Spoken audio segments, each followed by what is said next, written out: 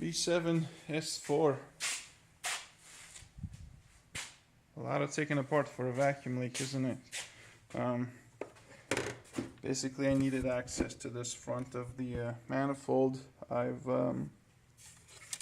isolated all the vacuum circuits.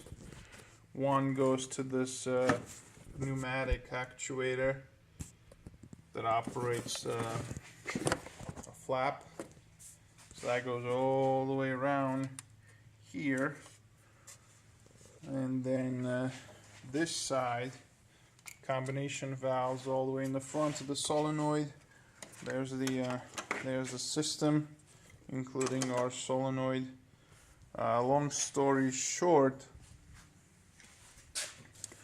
I found this intake manifold changeover valve. That's the one that it's moving that rod inside the intake manifold.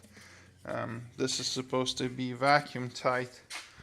However, I hope you can see it or hear it. I'm gonna suck air into this tube, and this plunger should retract. You can hear it hissing. It's just, now I push the plunger in.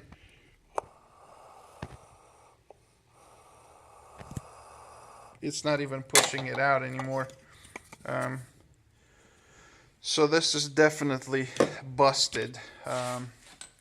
If I find anything else while I'm in this area, I will let you know. But for now, this is our main problem.